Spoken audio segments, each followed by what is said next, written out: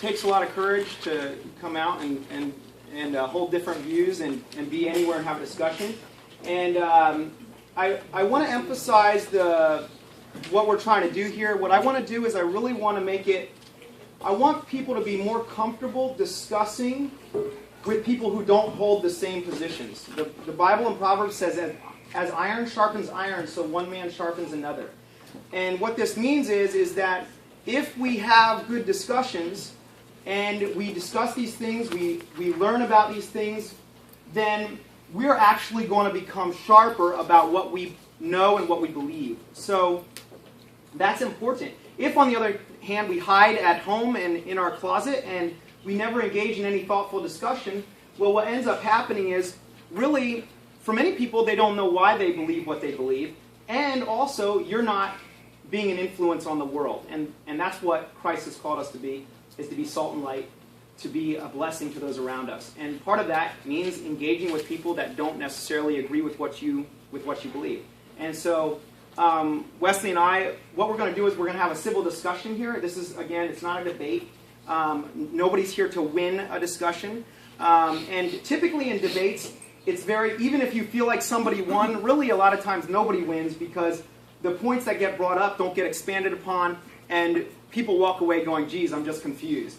And so normally, in order to get anywhere, what you're looking for is to have a relationship that's ongoing and that the discussions continue, and that the topics keep being brought up, and it becomes more and more clear what the real issues are and where you differ in your opinions and why one person believes something differently than somebody else. So that being the case, that's what this is for. And so I'm going to be asking Wesley questions, and he's going to be answering them from his perspective and his belief system and why he thinks the way he does. So anyway, we'll get started right now. And Wesley, I'm going to start with asking you some more personal questions about where you're coming from. So I put the questions up here so that while we're talking, you don't get lost in the discussion and think, okay, what are we talking about? So the first question is, at what point did you decide to become an atheist or an agnostic? And just to be clear, an atheist, can you clarify what is the difference between an atheist and an agnostic for us? Absolutely. Theism, atheism. Theism is actually, that has to do with, belief in a God. So atheism, when you put A in front of the theism, it means a non-belief in a God. Now, Gnosticism has to do with knowledge, and that's not necessarily directed towards religion or theism at all. Gnosticism has to do with knowledge. You could be agnostic or gnostic towards knowledge about a certain tribe or culture or other religions. It's not necessarily specified to a deity. So agnosticism means a lack of knowledge towards something specific.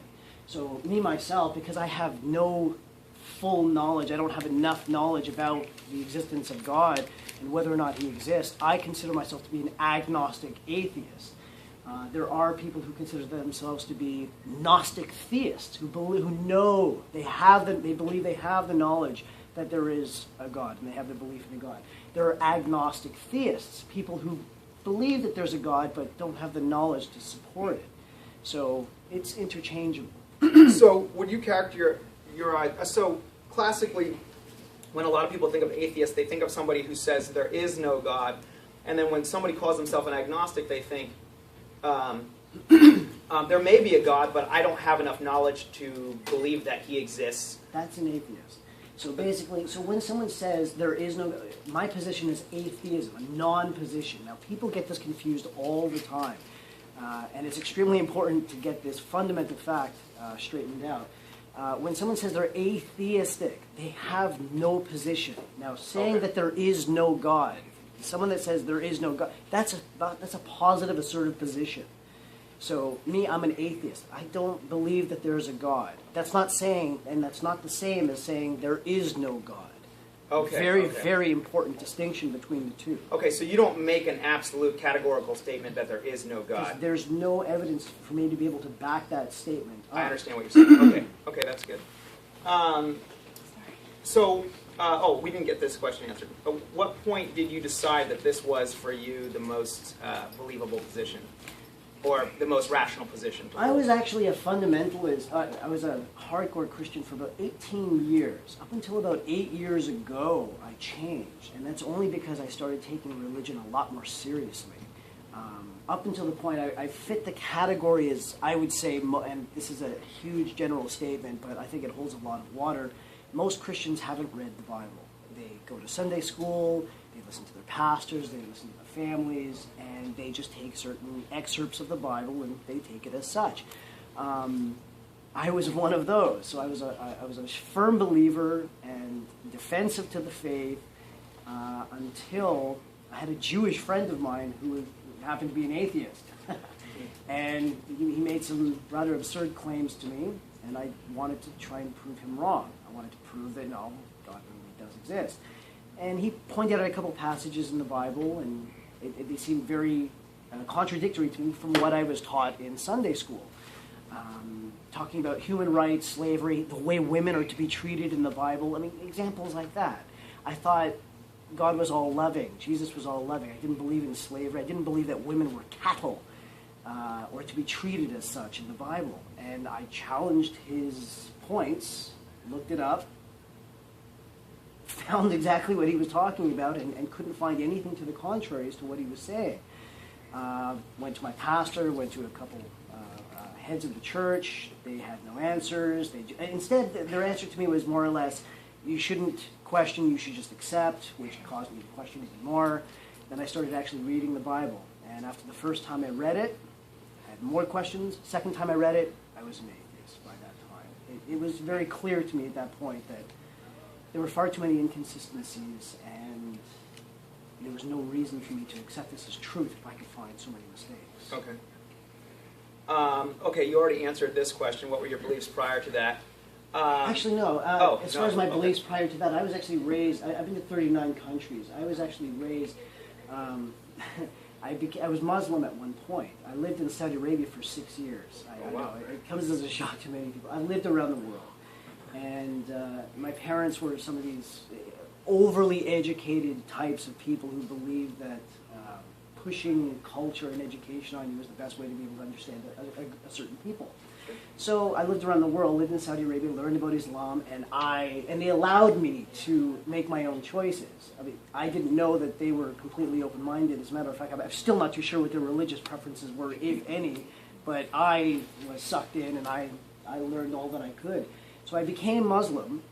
Then I came back in the 1980s back to Canada, where I'm from, and I was sucked into Christianity. I became a fundamentalist for a number of years, up until that point that I decided to wake up. Okay. And you actually kind of answered this, so your parents were more, you don't know where they were at. They never told me. They wanted me to make my own choices. Okay. Okay, what is the most compelling evidence for you that we all evolved from a single-celled organism? Now, I'm pretty sure you adhere to the theory of evolution. Is that correct? Well, evolution alone is not dependent on my atheism, nor is it for. I mean, it's not for the community. Yeah. There seems to be a huge misconception that evolution and creation is a true dichotomy. It is not a dichotomy. If you could disprove evolution today, and let's say for sake of argument you were able to completely disprove it, that does not mean that creation is right. Like I said, it is not a dichotomy. Sure, and I've actually heard this brought up quite a few times, and I'm interested myself in this line of reasoning. So if evolution is not true, I know that you probably hold the position that I don't have to know something to not believe something else. Right. But if evolution is not the case, let's say it was not true and it was proven wrong, the reason that I bring this up, because typically evolution and atheism or agnosticism go hand in hand, simply because evolution provides a scientific justification for the idea that we came about as we are without the biblical description of how we came about. And so is your position that if that's not true, then I just go with I don't know, and I just go, I'm happy with I don't know. Okay. And I don't know any member of my organization, with the exception of a few radicals, yeah, who would be embarrassed to say I don't know. I mean, for us, we're looking for truth. We're not looking for what's comfortable for us. Sure. So saying I don't know is a very comfortable position to an atheist. We're not looking to deceive. We're not looking to sell anything. We're just not buying what, like, for example, you're selling. you're not buying, you're not selling. I mean, as far, like, Because I've run into a lot of atheists that are selling. Okay. So anyway, at least you're not selling, and that's great to hear. Now, do you hold currently to the theory of evolution from a, Now, if we're going to get into this, I can get rather deep into this. No, I'm not going to go into my educational background. But, Okay. It is the theory of evolution is it's a model that the evidence that we now have currently points towards. Okay. So, yes. So you lean in that position, then? You lean in that direction? This is my field of study, so yes. Okay. And for you, it being your field of study, what is, for you, kind of like, hey, this is very clear to me that this is the case, that it did work this way, this is how it happened? Happened? Well, now, in regards to what are you referring? I mean, So- are you talking about the springing of life, or are you talking about change over time, which is the definition of evolution? Well, just to clarify, because I find I run into differing, people think about this differently, but as a creationist, I'm a creationist, I believe that you have change within kinds or change within families. Kinds is not a word that is used. Well, I know, but kind is similar to family. So if we were to take the Bible's language and apply it to today's, so that we can understand what they're trying to say, Sure. We would apply it to family. So as a creationist, I believe that there's change within families of animals, but not, or organisms, but not change from one family to another. And so my big question is, and the one that I run into most often is, as a person who holds to the theory of evolution, what for you is the most compelling evidence of a switch from one family to the next? Meaning we started as a single cell. That happens all the time. No, that's a little bit different. And I'm not referring to species, because I know that there's... That is the difference. One species to another. Once a particular type of animal is no longer able to produce viable offspring with the others, that's a different species altogether. Okay, so we have, and you're probably well aware of this because this is, I'm guessing, but they did this whole thing on bacteria being able to eat citrate or metabolize citrate. Quick question for you. Yeah. You're asking my opinion, or now are you? Because now you're asking for case studies. Yeah. So I'm just asking what for you, so that people can understand, what for you is the most compelling scientific evidence that you have changed from one DNA. kind to another? DNA. We can show that very, very easily. If you ever, well, I'm sure you have. Yeah. Well, I'm not sure, because if you have it, there wouldn't be no question at that point. If you study the DNA, Yeah. and you look at exactly where we come from, I mean, you can actually see how we are so closely related to everything else, pretty much. Sure, we have the same. They say there are in the nucleotide. We have a 3 billion part nucleotide. There are about 50 million differences between us and a chimp-like ancestor. Sure. So you might say, okay, we can see that we are similar to the chimps because there's only 50 million changes in the genome between them and us, right? Is that what you're referring to? No, not at all. What are you referring to? When you say that we can tell that we're all... As far as 50 million differences, no. Yeah. I mean, I'm talking about if you look at the chromosome level. Oh boy, if I can really get into detail with this, are you? I really. But I understand that it definitely could be more complex, and we don't have enough. Okay, so right. so for you, we'll take over the whole hour. Yeah, let's not do that then. So for you, the most compelling evidence is when you examine the DNA, it gives evidence of this process Well, happening. you asked for the most compelling. Yes, that's right. Absolutely. Okay. Absolutely. I mean, Okay. even Dr. Francis Collins, he's I know who he is, yeah. excellent. So you know the background behind Yes. him. He's a raging Christian who, Yeah. who went on a rampage. Born-again Christian, yeah. Born-again Christian who Yeah. went on his way to try and prove the creationist story correct, and he's the one who actually, instead of justifying creationism, he found the reason to dispel creationism and instead accept evolution. Sure. Okay. Okay, and then, so you are an atheist. Like you said, the main reason you don't believe in God is that you don't feel that there's evidence for God. Is that I correct? see no compelling, no, the burden of proof has not been met. Okay, okay. So that's the fundamental reason that you don't believe that God exists. Right. Well, it's not that, yeah, I don't believe that God exists. Well, actually, let me take a step back. Which God are we referring to? I'm assuming you're referring to the Abrahamic God.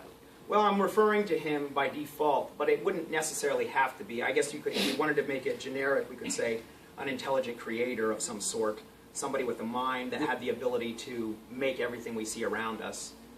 Then that, no. Then I would say no, I don't believe in that. There's no reason to believe that a God created everything, and there's especially no reason to take it one step further and say that a mind was necessarily responsible for what we have. Sure, sure. Okay. Okay, so I'm going to move on to a bigger question, which I'm sure which is abiogenesis, or not abiogenesis, but is actually this one. Nothing started everything. Hawking recently said that he believes the universe spontaneously popped into existence from nothing. He said more work is needed to prove this, but we have time. Now, science teaches that everything with a beginning must have a cause, and we know the universe had a beginning, so it must have had a cause. Isn't it more rational and scientific to say an incredibly powerful creator made everything instead of nothing made everything? Now, this particular statement, this was actually just brought up a couple weeks ago by Professor Lawrence Krauss. Okay. For some reason, people are still using this. Now, if I'm not mistaken, this particular passage is this is called quote mining. Okay. So I don't have to stick with this. Just the general idea that... the general idea, as far as first of all, abiogenesis is nothing. No, I know. I'm sorry. Abiogenesis is life from non-life. This is just it's a different... Something from nothing. Exactly, something from nothing. Right. Now, as far as the something for nothing hypothesis is concerned, these are simple models. Now, the something for nothing, we have no evidence. Now, I'm not a PhD astrophysicist. Sure, sure. But what I do know about this thus far is, as far as Lawrence Krauss is concerned, and he's the leading astrophysicist when it comes to the beginning of the universe and the Big Bang. When he says there's something coming from nothing, he doesn't literally mean absolutely nothing. He means, he's talking about quantum particles, he's talking about multiverse dimensions, and particles traveling there within. This works in mathematics. Now, we're not supposed to understand this. I'm not completely fluent in this matter either. You don't have to be an atheist, but even if that's not the case, that still doesn't show that creationism is correct. No, you're right. But I'm going with, okay, why do I hold the position that I hold? And in my mind, it seems more rational to say that something, so in all of I only can base reality on what I hear from others, have studied, and what I see around me, Sure. and so forth and so on. So that being the case, in my own personal experience, I have always seen that something causes something else. So it's the law of causality. Every event that's So because you've never seen anything different from that, you'll take well, that I'm not saying that it can't happen. I'm just saying that it seems to me that the more and I typically atheists or agnostics prize themselves in being very rational, Right. very science-oriented, very evidence-oriented. Not necessarily. You don't have to be a scientist to be an atheist. You don't have to have a certain No, I know, but typically you're going to err on the side of science. I would say testable, observable, It has provable. nothing to do with atheism at all. It doesn't. No, I mean, for example, she's Japanese. She was brought up in a culture that was overrun by religion. They believed that their emperor itself was God incarnate. Okay. Now, recently, I mean, within the last 60-somewhat years, I mean, they're a very atheistic society. It's just, it's not because they're science-oriented. It's just that it doesn't apply to them. It's a nonsensical topic.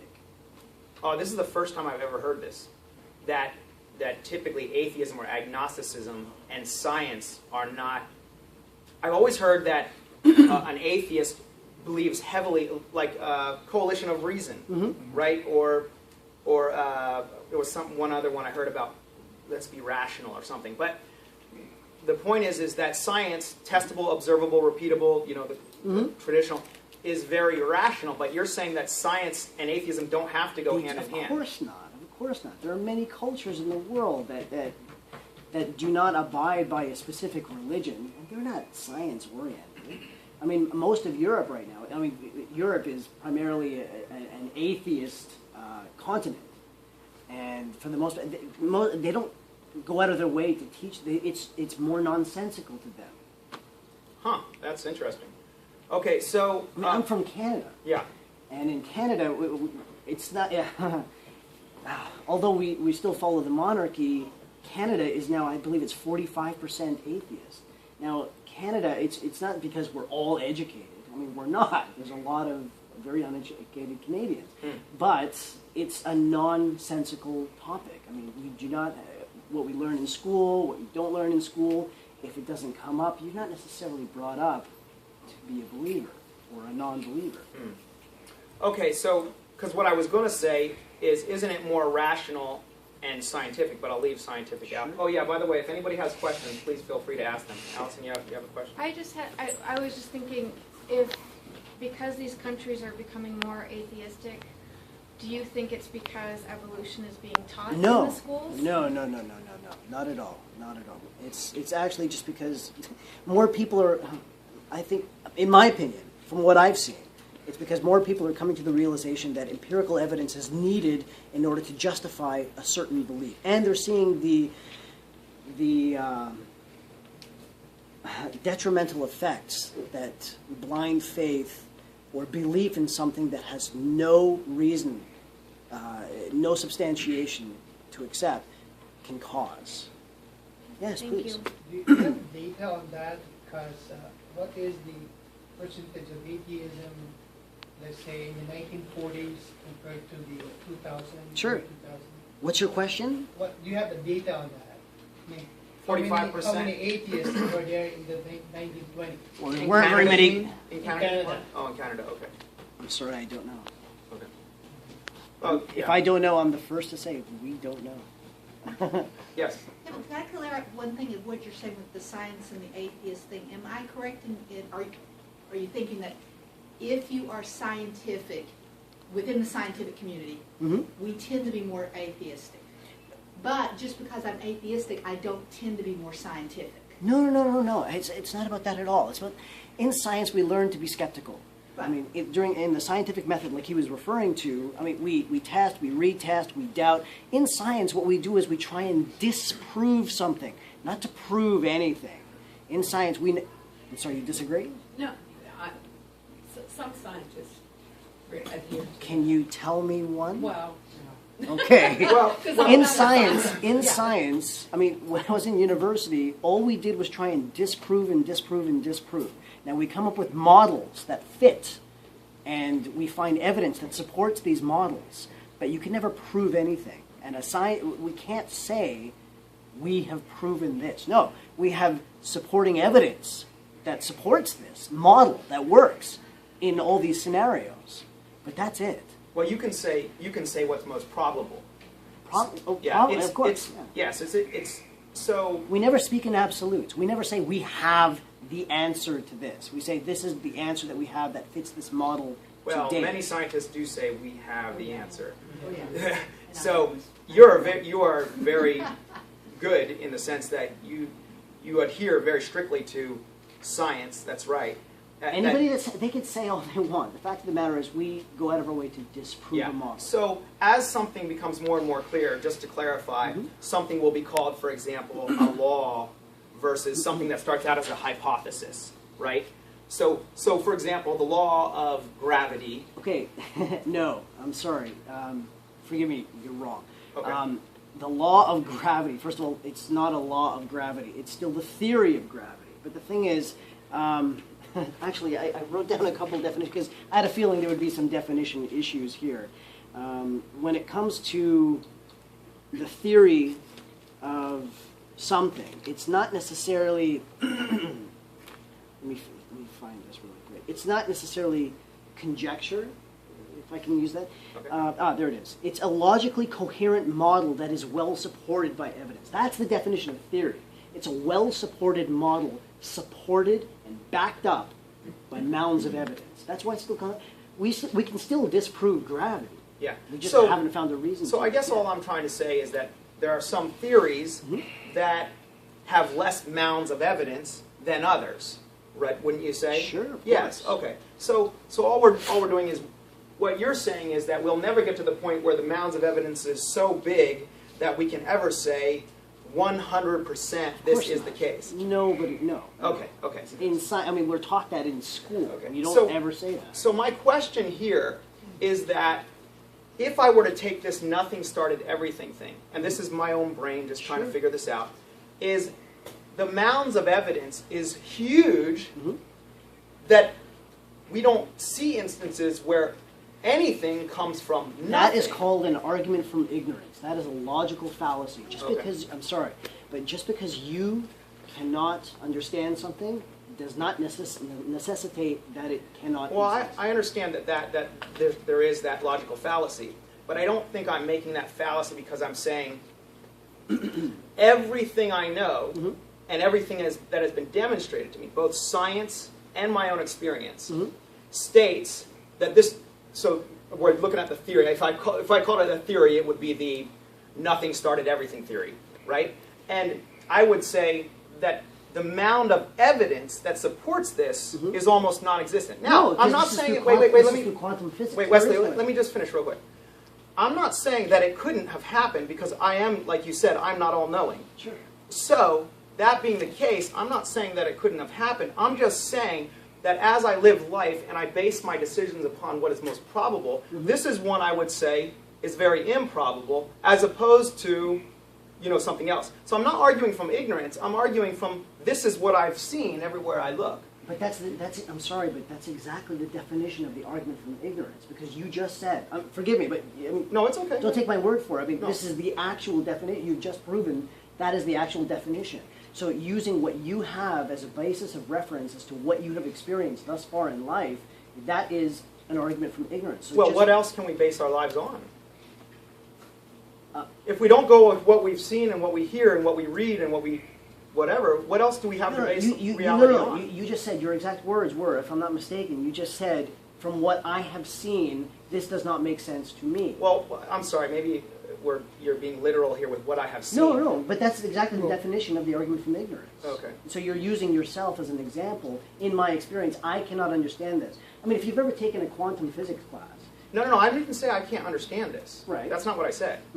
I said the evidence tells me this is not likely the case. That's what Now, wait a second. Wait, Right. I didn't say I can't understand it. I didn't say I can't understand how something comes from nothing. Right. I've said that when I see a muffin, I don't go ever, well, this could have been caused by quantum physics popping everything into existence. Right. Okay, so it's not an argument from ignorance, it's an argument of evidence. And so when I see a styrofoam cup, Right. I never postulate, I never hypothesize that this was caused by quantum physics. Now, Do you understand what I'm saying? I do. Yeah. Now, the problem with this is a brand new theory that came out. If I'm not mistaken, Lawrence Krauss came up with this theory just a couple of years ago. And I'm okay with that. Now, this is not universally accepted right now. Yeah. I mean, it's still undergoing heavy critique. Why are we, I mean, this is a brand new theory. Why is this being addressed now? This has nothing to do with atheism at all. Okay, and maybe that's where we just I'm going to move on because we have done a lot on this, but the reason that I would say that it's relevant is because... Once again, just like I said in the beginning, Yeah. just like I prefaced Yeah. at the very beginning, my atheism is not dependent on evolution or abiogenesis or the Big Bang being proven incorrectly. It has nothing to do with that. Your atheism is dependent upon the lack of evidence that you see for God. That is all. Now here's a question for you on Sure. this. There are many things that are real that we don't have evidence for. or a person in their very limited knowledge doesn't have evidence for. Can you give me an example, please? Yeah, so for example, these are kind of weird examples, but there are goats in Africa that climb trees to eat olives. Okay, there is a girl. She had her own TV show who is a conjoined twin and drives cars and everything. Right now, if I were to have a discussion with somebody who had never seen this, it's very possible that they would go, "Oh, come on, you are full of it," you know, and they would be like, "This is ridiculous," and they would say, I'm arguing from my position that because of the lack of evidence that this exists, it therefore doesn't exist. And don't you think that this will create, because humans are so limited, we're so limited in the universe, right? It's 28 billion light years across. And here we are, these little specks on a planet, and yet if you argue from that position, you're essentially, there's so much you could be wrong about. Do you see where I'm coming from? Yes, and I disagree. I mean, Okay. First of all, the galaxy is 100 billion light years across. Okay. Thank you. Saving my statistics. But as far as that's concerned, I mean, you're bringing up something that it sounds unlikely, but it's still plausible. That's still plausible. Okay, and so we have to go with what is most plausible. No, As a scientist. As a scientist, we believe in skepticism. Or as an atheist. As an atheist, not an atheist, as a good skeptic, we believe in doubt. I feel like you're being a little dishonest. How so? Because think about it. You got up this morning. Yes. You got into your car, Yes. and you drove here. Yes. Now, not for 1 second did you think to yourself, the brakes on my car are going to go out. Okay? Now, imagine this. If you based your decisions on what is as probable as nothing starting everything, you would look at your car and go, man, the brakes could go out at any moment. I ain't riding in that car. Forget it. I'm sorry, that's a non sequitur argument. I don't see how that follows. It's rational in the sense that your whole existence is based off of probabilities, meaning the mind, the rational mind, says today what is most probable. What's most probable is that my car will, brakes will not go out. I have to interrupt. We have to go backwards. Once again, you're bringing it back to my atheism is dependent upon a certain way of thinking. It is not. She's an example of that. Her atheism is not dependent on Stephen Hawking or Lawrence Krauss and their theories on how the universe started. I'm sorry, but that is a straw man argument. Okay. Okay. For now, I think we'll move on unless you want to keep talking about it. Well, no. I feel like just we're want to at make it. a little bit of an impasse. No, we're not in an I'll make it very, very clear. Okay. I mean, the fact of the matter is, my atheism is not dependent upon absurdities. My atheism, once again, is dependent upon skepticism, critical thinking, and rational methods. Okay, Tony, go ahead. You had a Can I question? just ask a question, because where you talk about the argument of ignorance? Yes. I believe that's called. Argument from Okay. The idea that there's not enough evidence for God. Mhm. In your opinion, there's not enough evidence for God because you haven't experienced God. You haven't experienced. I mean, I'm not talking about watching Him create something. I'm saying, Remember, I was a daily living fundamentalist life- for a number of years. Do what? I was a fundamentalist for many years. But that doesn't mean you've ever experienced God. I I- can be a Baptist. God Sure. bless them all. And never, actually I was raised Baptist. I love the Baptist. But I can never experience God, trust me. I really can do all that and never experience His presence. So I can say there's no evidence for Him. Sure. But that would be based on ignorance of saying, just because I've never experienced it, No, ma'am. He doesn't No, because exist. I'm not making any. Okay. No. Okay. Because I'm not giving any positive assertive claims. Has anybody here heard me say God does not exist? Anybody? Nobody. Have I made any positive assertive claims that what he believes in is not true? Anybody? No. Okay. I'm being intellectually honest in the fact that I'm saying I've seen no evidence for this. Okay. Therefore, I cannot accept. Otherwise, for example, do you accept the fact that the Islam God is correct? That he's real? Yes or no? Please. I do not believe that the Islam God is the God.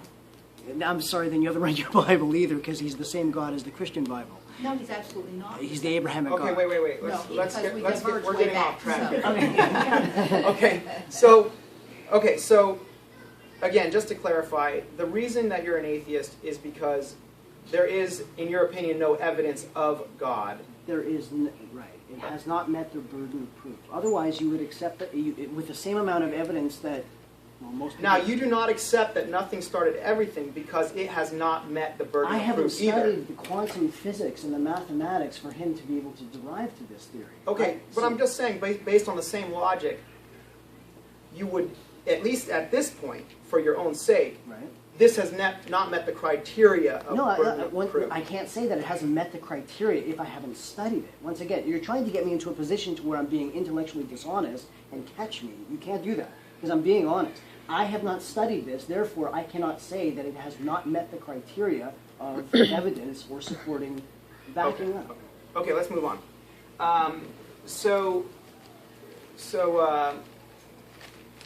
Okay. I'm probably going to skip this one because I feel like we're going to run into a lot of this similar discussion. So I want to go to the next. If in the future you'd like to have a biological debate, an evolutionary biological debate, I'd be happy to engage you in that. Yeah. I love these discussions. I feel like it's actually much more fruitful than a debate. Oh, I agree completely. But and I would love to actually even hear potentially a presentation on this or whatever.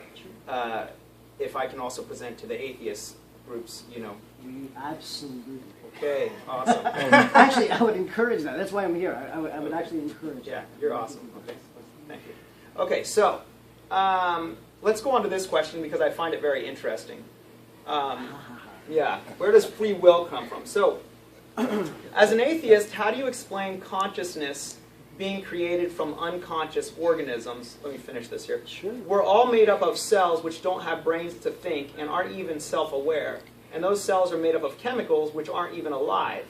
Yet we are not only self-aware, but we have free will. If my actions were only a result, and this is my justification for free will, if my actions were only a result of my molecules bouncing into each other, we would expect that my speech and movement would be erratic and random like lightning or wind. But instead, everything I do and say is very organized, purposeful, and full of my own will. As a Christian, I can explain this logically by the biblical teaching that we each have a spirit which dictates what my body should do. But what explanation can an atheist give for what seems to be free will? I guess you have to properly describe exactly what free will is. Because if free will, I mean, in the Bible, is there free will in the Bible? Is there? Yeah. Wait. Interesting. I'll say this. Yeah, well, there's discussions among Christians about that issue too. Right. So I'll say that to have free will is to be a causal agent, meaning that the seed of a decision takes place within that being itself. And so it seems very clear to me that we do have this. I am the causal agent of my actions. If I want to get up early to go to work, I can do it. If I don't, I can stay in bed. And so, that being the case, if we are all materialists, we are material beings, and there is no spiritual world, then how does an atheist explain what looks like a contradiction there? As a contradiction. Well, if you're referring to free will, what makes me make my decisions from this point on, and what makes me turn left instead of right? How you're shaking your hands right now, and your organized thoughts, and the way you talk, and what's doing that? I'm primarily a product of my environment at this point, and what I was. Yeah, but if I blow on you and the molecules go out and hit you, they're not having an impact on you. Nothing right. is. Well, that's simple math. You can explain why that has no effect. So your brain is just a bunch of chemical reactions. It's just biology. Okay. That being the case, you are acting independently of what's actually going on in the chemical reactions of your brain, in the sense that you are the causal agent. You have free will. Right. How do you explain that apart from a spiritual world or so forth? I don't see how it has to be spiritual at all. If you're at what you're doing is you're asking more of a neurological question as more of a psychological question as more of a question in regards to atheism. If you wanted to ask a question like that, I'd suggest asking a PhD like Conway here, who could actually go into great Thanks detail. for inviting him to my house for a party. So this, once again, free will has nothing to do with my atheism at all. we are going to keep. I can see where we're going to run into problems already. Absolutely. I mean, I can as see far as, where as you- far as free will is concerned, you're talking about the internal mechanics and the physiology of the brain and what allows me to be able to make certain decisions. I don't have the answers to that. I didn't come here to say anything, but this is a very difficult exercise for me, keeping my mouth shut. Yeah. The first question I would ask is, do we have free will, Yeah. or is it simply an illusion? Yes. And there was an interesting study done not long ago in Germany. They had there was a sophisticated brain scan device, and they found that when they gave a test subject the task of simply deciding whether he was going to press button A or press button B, there was a change. There was something they could detect on that machine before the person even knew what choice he or she was going to make. And I mean, I don't know what it all means, but it was as if there was something in there that before the person made the decision, this was showing up in the brain. That's and interesting. and the people outside. So I don't know. I mean, there are people. I know what it is. Huh? The spirit. Well, you know, no, you're not kidding. You're not kidding. I'm serious, and I respect that. But it seems to me there's some question. I believe that we have free will. I mean, this is. Oh, that's interesting. I mean, it's just my. I think of what would be the alternative, But the thing is that what we can't do, like say I decide I'm going to turn my hand over now. Yeah. Okay. Now I'm going to turn it back. But we can't go back in time. We can't really test it, because in order to test it fully, we'd have to be able to go back in time to when I made the decision and say, now make the decision to do something different. Each time, it's a different moment in time. I see what you're saying. So it's sequential, but Yeah. it's altogether possible that our belief in free will is simply an illusion, Okay. Yeah, so... I go with that. Yeah. Yeah. So I guess here is what, and here's where I feel like you and I are running into a wall. And I feel like when it comes to the existence of God, you make the statement, there's not enough evidence, therefore I'm an atheist. Mm-hmm. But when it comes to things like free will or nothing coming from, everything coming from nothing, you hold a different position. And What's my position on those? your position is that they're most likely the case, What's most likely the case? that everything came from nothing. Can anybody tell me one single moment when I said that? Well, am I wrong, though? Am I wrong? Yes, 100%. So- I've said it. I think that's my third time saying that is incorrect now. It's the Okay. third, and you could rewind the tape to check it. No, I believe you if that's true. I must just be Sorry, this is- mishearing. Right. So your position on these things, Mhm. because these are unanswered questions, Right. and the evidence is minimal on them, is that you would be an atheist in regards to answering this question, meaning I don't know, or you would just hold the position of I don't know. Well, this is more brain physiology and psychology, which is not my forte. So I would have to, as far as free will is concerned, I mean, I can't get into the intricate details as to what my brain is doing in order for me to be able to have free will. I'm not a neurologist. I'm not a neuroscientist. So I can't quite answer that. But that doesn't still give you the reason to be, it doesn't give you the justification to say, well, because you can't answer that, it must be God. That's Well, called the I'm- God of the gaps argument. Let me ask you this. Can you answer that? With that, I mean, can you answer it plausibly? Yeah. So my position is that it is far more rational to hold the Christian biblical position Okay. in general, because there are a lot of things like this. Can you show me where, or can you give me the justification as to why your Christian God is Yeah. the reason for this So- and not any other? Not next week, not next Sunday, but the Sunday after, we're doing a whole series called Bible, Myth, or Fact. Mm-hmm. And it's 20 hours of why the Bible is the viewpoint that is most plausible above, for example, the Quran or Buddhism or anything like that. Sure. That So, doesn't I answer could- the question right now, though. No, I know, but I can't. I literally Okay. have a minute. So this is not an issue that can just be, just like that, like any more than understanding how everything can come from nothing could be just done like that. So that being the case, we are actually supposed to be out at 8:50 here. So we're right there. So anyway, can we all give Wesley a hand and just say thank you? I would let. Is there anybody who has any quick? It has to be. Whoa. Well, it's a Go ahead. totally personal one. By all means. And that is, and it may not be able to be answered in a minute, but on what do you base your hope? And do you believe that man needs hope? Hope? This is actually a really interesting question. Wes, you don't know this about Wesley and his wife, but they actually help poor people with housing, and they really go out of their way to help people, and so, which is awesome. But this actually is a huge question in and of itself. I'm super curious why you are so motivated to do that. I think it's fantastic that you are. I'm sure you've heard this argument many times Yeah. before. It's just we take it one step further. We're a social species. We don't like to see anybody suffering. Nobody does. Yeah. I mean, some people take the initiative. Some people pray, and the other people, like me, actually take action. Or do both? I would rather do action rather than pray. But I many feed people- people. I don't Unless- pray for them to eat. Yeah. Well, we're Yes. not. Yeah. Just one Yeah. quick question. So when you die, what is your belief of what will happen to you? I don't know. There's no reason for me to be.